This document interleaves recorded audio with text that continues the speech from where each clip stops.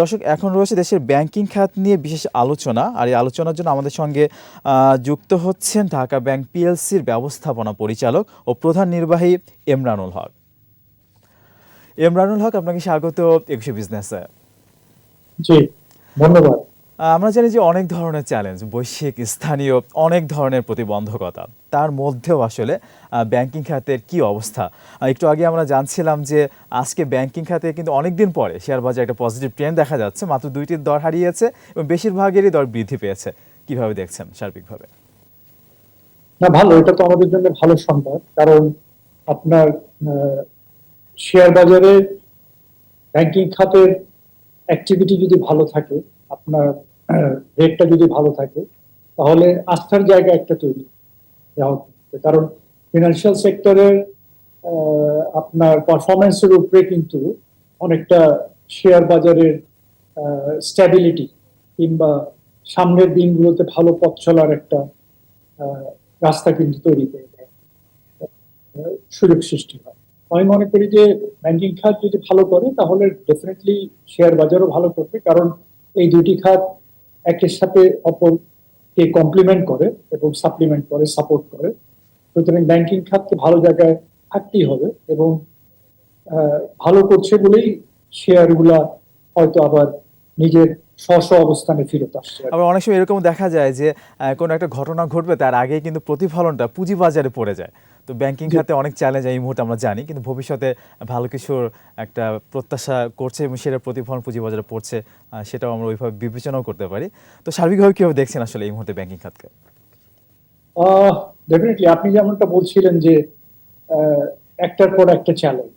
In fact আমাদের অভ্যন্তরীণ challenge তো আছেই, অভ্যন্তরীণ চ্যালেঞ্জের সাথে সাথে বৈষয়িক যে চ্যালেঞ্জ, ওইটার প্রভাবেই কিন্তু আমাদের অভ্যন্তরীণ চ্যালেঞ্জগুলো আরো বেশি ঘনীভূত হচ্ছে, কিংবা আমরা ফিল করছি যে অভ্যন্তরীণ চ্যালেঞ্জগুলো আরো বেশি আকারে আমাদেরকে একটু ফেস করতে হচ্ছে। ইনফ্যাক্ট বৈষয়িক যে চ্যালেঞ্জগুলা, তার মধ্যে তো রাশিয়া ইউক্রেনের ওয়ার অনেকদিন যাবৎ চলছে। সেটা আমরা কিছুটা পুষিয়ে ওঠার সাথে সাথেই দেখা গেল যে আবার মিডল ইস্টে যে ক্রাইসিস, আপনার ইসরায়েল এবং প্যালেস্টাইনের মধ্যে যে ক্রাইসিস, এটাও কিন্তু একটা বৈষয়িক অস্থিরতা তৈরি করেছে। মনে হচ্ছে যে পৃথিবীটা দুই ভাগে বিভক্ত হয়ে যাচ্ছে এবং সেই চ্যালেঞ্জগুলা প্রভাব যেভাবে বাইরের ওয়ার্ল্ড গুলোতে পড়ছে, কারণ আমরা তো ইনফ্যাক্ট তাদের ইকোনমির উপর অনেকটা ডিপেন্ড।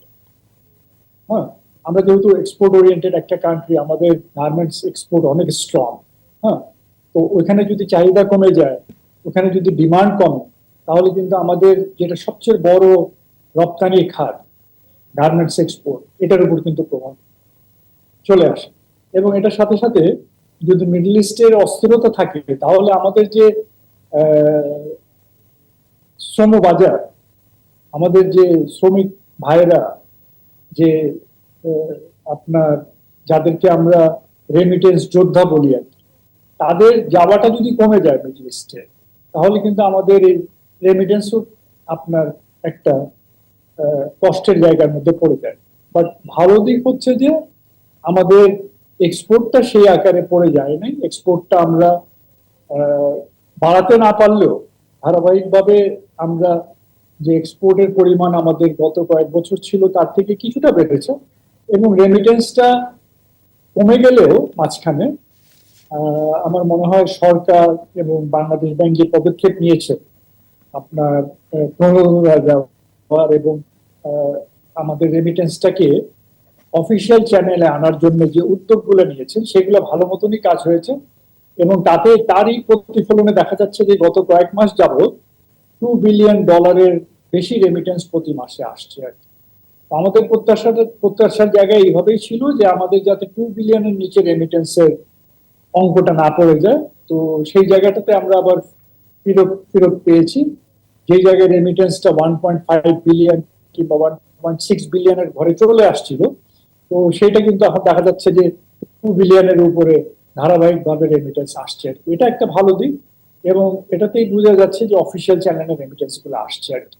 তো এগুলো যদি আসতে থাকে এবং আমাদের এক্সপোর্টটা যদি ভালো ভালো জায়গায় আমরা ধরে রাখতে পারি, তাহলে আমাদের অভ্যন্তরীণ খাতের যে বড় চ্যালেঞ্জ, ফরেন এক্সচেঞ্জের চ্যালেঞ্জের মোকাবেলা, এটা হয়তো আমরা উত্তরণ এর জায়গা খুঁজে পাবো। এবং আমি বলবো যে মানে আমাদের ফরেন এক্সচেঞ্জ যে ক্রাইসিসের মধ্যে পড়ে গিয়েছিল, তার ৮০-৮৫ ভাগ ক্রাইসিস কিন্তু আমরা উত্তরণ করতে পেরেছি। খুবই ভালো সংবাদ। আমরা আরও ভালোভাবে উত্তরণ করব সেই প্রত্যাশাই আমরা করছি।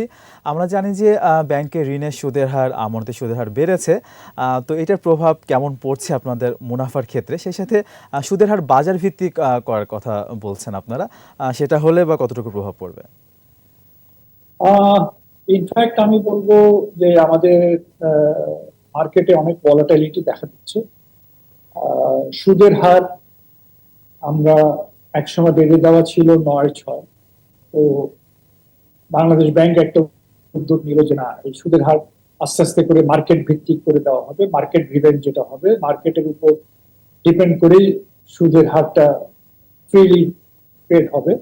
তো সেটারই আপনার প্রাথমিক ধাপ হিসাবে স্মার্ট রেট, আজকের থেকে অলমোস্ট ৬ মাস আগে স্মার্ট রেটটাকে বাংলাদেশ ব্যাংক প্রচলন করলেন, এবং সেটাকে ট্রেজারি বেস বন্ডের সাথে ৬ মাসের যে বেস, সেই বেসের সাথে আপনার বেঁধে দিয়ে রেটটাকে একটা মার্জিন ধরে দিয়ে আমাদের স্মার্ট রেটটা প্রচলন করা হবে। তো ইনফ্যাক্ট ইনফ্লেশন রেট যেহেতু হাই, আপনার সুদের রেটটা দেখা গেল যে আস্তে আস্তে করে উপরে যাচ্ছে। স্মার্ট রেটটা মানে বিলস, ট্রেজারি বিলস এর রেটটা দেখা গেল যে যেটা ৭, ৭.৫ ছিল, ওইটা ১০, ১০.৫, ১১, কোনো কোনো ক্ষেত্রে ১১.৫ পর্যন্ত চলে যাচ্ছে। তো যেহেতু বিলস এর রেট, ট্রেজারি বিলস এর রেটটা বেড়ে যাচ্ছে, সেটার সাথে সাথে স্মার্টের রেটটাও বেড়ে যাচ্ছে। স্মার্ট রেটটা বেড়ে যাওয়ার কারণে কিন্তু সুদের রেটটা বেড়ে গেল। আমাদের যে জায়গায় এই আমানতের সুদের রেটটাও কিন্তু এটার সাথে বেড়ে যাচ্ছে আর কি।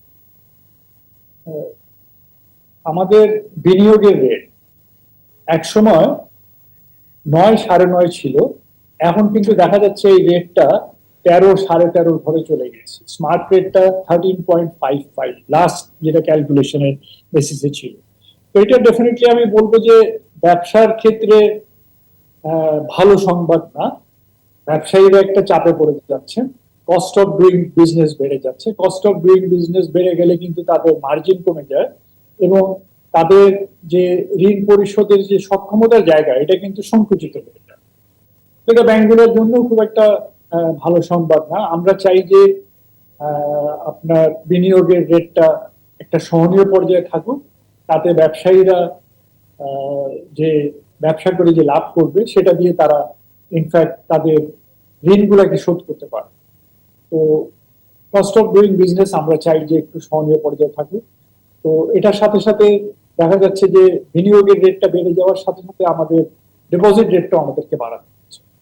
ডিপোজিট যে জায়গায় ৬, ৬.৫ ছিল, ওইটা কিন্তু অনেক ব্যাংক এখন দেখা যাচ্ছে ১০, ১০.৫ দিচ্ছে, কোনো কোনো ক্ষেত্রে ১১ পর্যন্ত দেওয়া হচ্ছে। তো এইটা ভালো সংবাদ না। এটা ইনফ্লেশনের জন্য খারাপ, দেশের ইকোনমির জন্য খারাপ। তো আমরা সব ব্যাংক মিলেই চাবো, চেষ্টা করব যে এই রেটটাকে সহনীয় পর্যায়ে রাখার জন্য, বিনিয়োগের রেটটাকে সহনীয় পর্যায়ে রাখার জন্য, এবং তার সাথে সাথে আমাদের ডিপোজিট রেটটাকেও সহনীয় পর্যায়ে রাখা।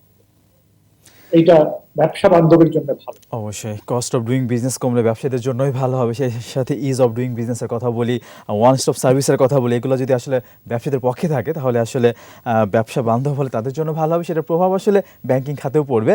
আমরা মার্জার নিয়েও কথা বলবো, তার আগে ছোট একটা বিরতি নিয়ে আসি আমরা। দর্শক, নিচ্ছি একটা বিরতি, ফিরে আসবো একটু পরে, আমাদের সঙ্গে থাকুন।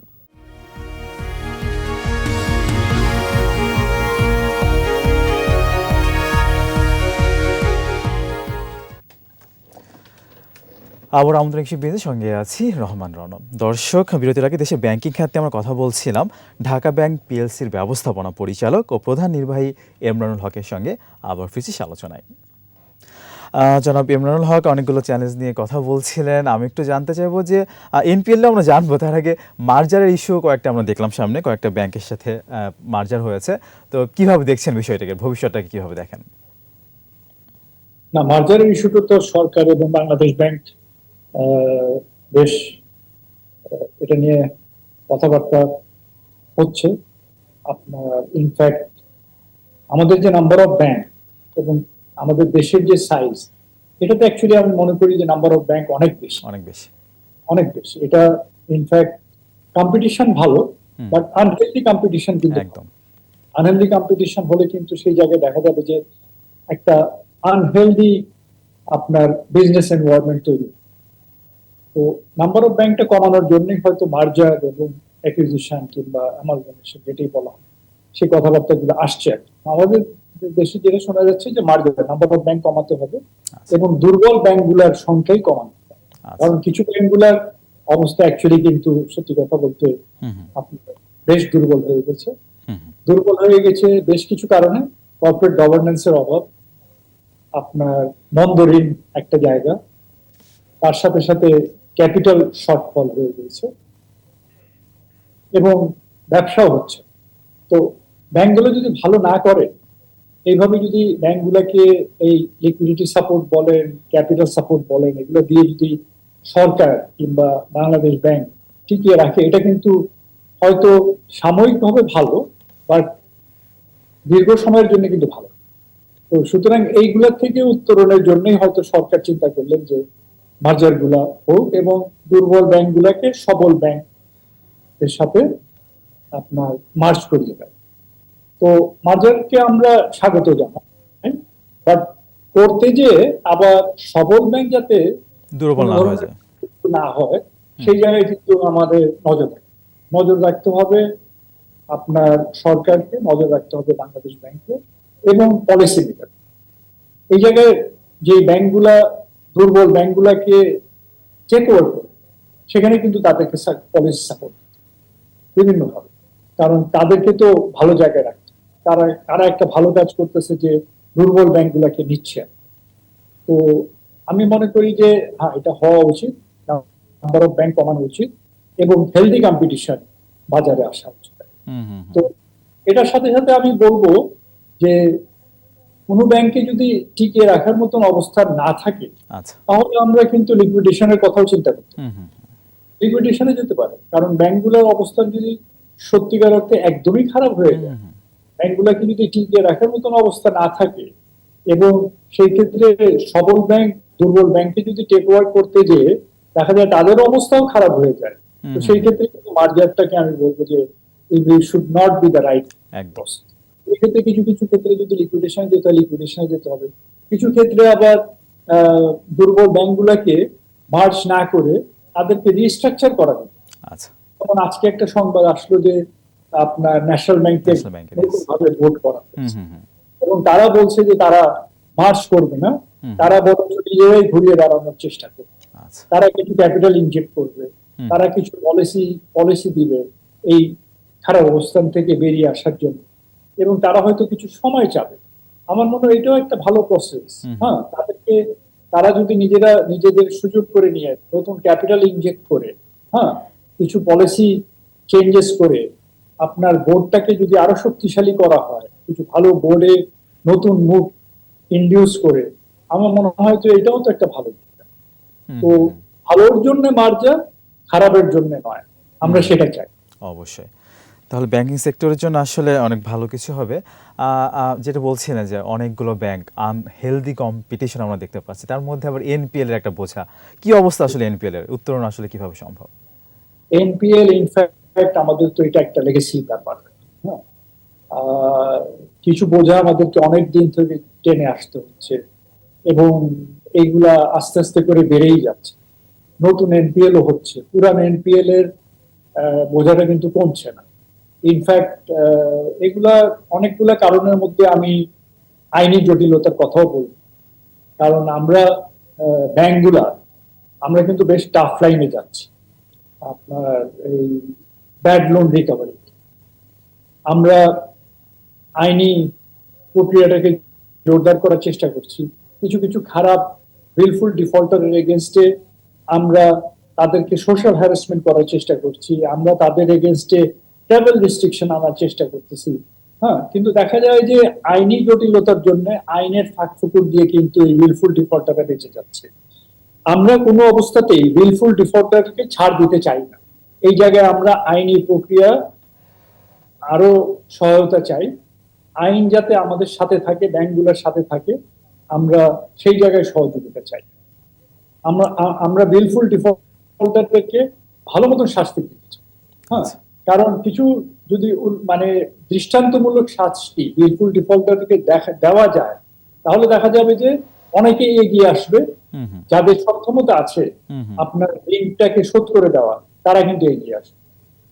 তো এই জায়গায় আমার মনে হয় আইনি জটিলতার থেকে বেরিয়ে আসার জন্য যে আইনের দীর্ঘসূত্রতা, অনেক সময় দেখা যায় যে 8-10 বছর লেগে যায় একটা মন্দ ঋণ রিকভারির ক্ষেত্রে আইনের মাধ্যমে যে আর কি। হ্যাঁ, তো এই জায়গায় যদি টাইমটাকে আরো শর্টেন করা যায়, আইনি প্রক্রিয়া যদি মানে আমাদের সহায়ক হয়, আমাদের ঋণটাকে রিকভারি করার জন্য আরো আহ, কিছু ফ্রেন্ডলি অ্যাটিটিউড আমাদের সাথে থাকে, তাহলে আমার মনে হয় আমরা অনেক ক্ষেত্রে এই ঋণের বোঝাটাকে কমাতে পারবো। এবং ঋণ খেলাফের যে কালচারটা সেটা অনেকখানি দূর হবে সেটা আমরা প্রত্যাশা করতেই পারি। একদমই শেষের দিকে ঢাকা ব্যাংক নিয়ে একটু জানতে চাই, কেমন হচ্ছে ব্যবসায়িক কার্যক্রম, গ্রাহকদের জন্য নতুন কোনো সেবা আসছে কিনা, ডিজিটাইজেশনের যে ব্যাপার সেক্ষেত্রে কি অবস্থা ঢাকা ব্যাংকের, ছোট করে একটু জানতে চাই। না, ঢাকা ব্যাংক আলহামদুলিল্লাহ আমি বলবো যে আমরা আমাদের ব্যালেন্স শিটটাকে গুছিয়ে রাখার চেষ্টা করি সব সময়। আমাদের কর্পোরেট গভর্নেন্সের জায়গাটাতে আমরা বেশ স্ট্রংলি একটা পলিসি গাইডলাইন দিয়ে এটাকে পরিপালন করার চেষ্টা করি, এবং এটার সাথে সাথে ব্যালেন্স শিটটা যাতে খারাপ না হয়, হ্যাঁ, আস্থার জায়গাটা যাতে ভালো থাকে, গ্রাহকের আস্থার জায়গা, সেই জায়গায় আমরা আমাদের ব্যাংকটাকে পরিচালনা করার জন্য যে যে ডিসিশন নেওয়া দরকার সেগুলো নিচ্ছি। আর প্রোডাক্টের ক্ষেত্রে আমি বলবো যে আমাদের প্রোডাক্ট তো প্রতিনিয়ত মানে গ্রাহক বান্ধব প্রোডাক্ট গুলো আমরা নিয়ে আসার চেষ্টা করছি সবসময়, এবং স্পেশালি আমাদের এই ডিজিটালাইজেশনের উপরে ভর করে আমরা আমাদের কিছু প্রোডাক্ট নিয়ে আসতেছি, যাতে গ্রাহকরা আস্তে আস্তে করে একদম ফিজিক্যাল যে ব্যাংকিং, ব্যাংকে এসে যে ব্যাংকিং, এটা না করে তারা তাদের কর্মক্ষেত্রে কিংবা বাসায় বসে ব্যাংকিং এর সেবা যাতে পেতে পারে, সেই প্রোডাক্টগুলা আমরা প্রতিনিয়ত নিয়ে আসছি আর কি। তো সেই জায়গায় আমরা ফোকাস করছি, এবং এই ফোকাসটাকে আমরা সামনের দিকে আরো বেশি রাখবো, স্পেশালি লোনের ক্ষেত্রে, আমানতের ক্ষেত্রে এই ডিজিটালাইজেশন প্রোডাক্টগুলো আমরা নিয়ে আসছি, যাতে আমাদের ফিনান্সিয়াল ইনক্লুশন গুলো আরো বেশি আকারে করা যেতে পারে। এই ডিজিটালাইজেশনের উপর ভর করে আমরা গ্রামে গঞ্জে গ্রাহকগুলোকে যাতে আরো বেশি করে পাই, এবং আমাদের ফিনান্সিয়াল ইনক্লুশনটাকে আরো যাতে ত্বরান্বিত করা যায়, সেই রকম কিছু প্রোডাক্ট আমরা সামনের দিকে নিয়ে আসতেছি। হ্যাঁ, ব্যাংকিং খাতের চ্যালেঞ্জ, সেটার সাথে প্রত্যাশা শুনছিলাম জনাব ইমরানুল হক আপনার কাছ থেকে। আজকে এখানে শেষ করতে হচ্ছে আমাদেরকে। আপনাকে অনেক ধন্যবাদ আমাদেরকে সময় দেওয়ার জন্য। ধন্যবাদ আপনাকেও, ধন্যবাদ ইটিভি। দর্শক, এতক্ষণ দেশের ব্যাংকিং খাত নিয়ে কথা বলছিলাম ঢাকা ব্যাংক পিএলসির ব্যবস্থাপনা পরিচালক ও প্রধান নির্বাহী কর্মকর্তা ইমরানুল হকের সঙ্গে। দর্শক, নিচ্ছে আরও একটা বিরতি। বেলা 2টা 35 মিনিটে আবারও ফিরে আসবো 21শে বিজনেসে আরও আয়োজন নিয়ে। আমাদের সঙ্গেই থাকুন।